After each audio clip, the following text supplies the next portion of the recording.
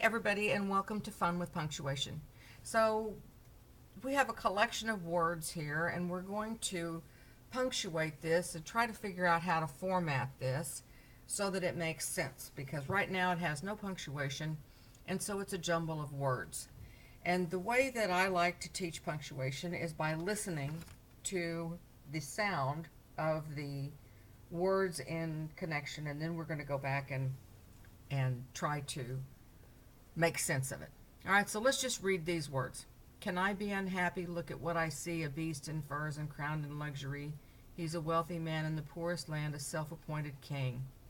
Do you hear that? So this first one, can I be unhappy? That's a question. Look at what I see, a beast in, now we hear a pause there, right? Look at what I see, a beast in furs and crowned in luxury. All right, so we know that look at what I see, and this is going to be a colon. Fun piece of punctuation, because what is following that is a list. So that's why we have a colon there.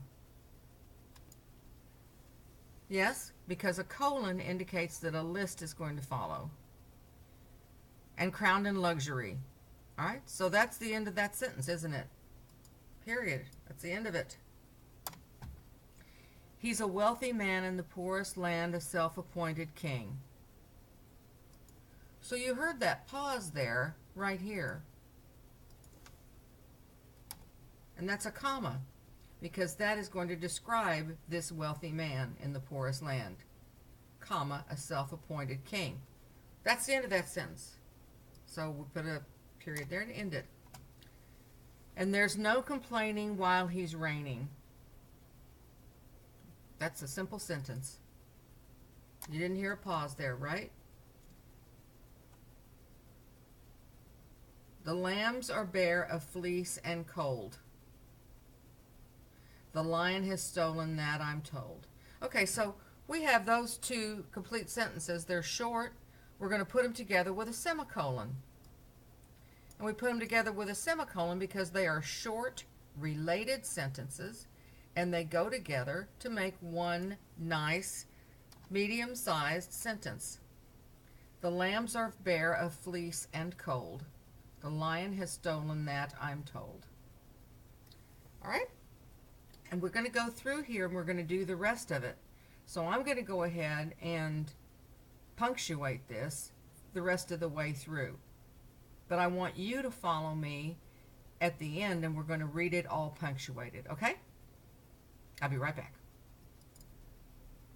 Okay, I've gone through and punctuated everything, and I want you to pause this video a minute and just take a look at what I've done and how I've added commas, how I put a dash between one-sided. So pause and take a look at that just a second, and then push play. Okay, so now we have to format this thing. Is this like a little short story? Is it a documentary? Is it an article? Is it a biography? What is this collection of words and punctuations?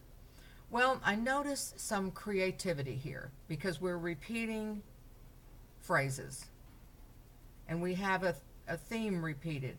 This looks to be kind of a feminist statement going on here, where we have the lion and the lamb, so I'm thinking that, but let me turn it into paragraphs. Okay, to make it into something of a story with paragraphs, the first thing I did was make the content 1.5 spaces so that I can see what I'm doing. That single space is difficult to follow. All right, so I separated this into paragraphs. There must be some creature mighty as you are is like a transition sentence, and I know that the next paragraph is going to describe this mighty creature, and the next paragraph then is more about this lion creature. Then I have another paragraph that repeats that. This isn't working out very well as a short story or as like a little story, is it? That's not working out well at all. So let's try to format it a different way. Okay, so this time I formatted it as a poem with a bridge and the different stanzas. That looks better. But now I'm going to read it, and let's read it. Can I be unhappy? Look at what I see, a beast in furs and crowned in luxury. He's a wealthy man in the poorest land, a self-appointed king, and there's no complaining while he's reigning. The lambs are bare of fleece and cold, the lion has stolen that, I'm told. There must be some creature mighty as you are. The lambs go hungry, not fair. The biggest portion is the lion's share. There must be some creature mighty as you are.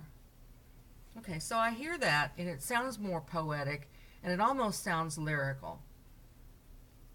So based on this, let's see if we can come up with a title. Okay, so based on this lyrical, poetic content, I'm guessing that that's the title. So now what I want you to do is click the link that's right below this, and let's find out what this actually is. And that concludes this tutorial on fun with punctuation.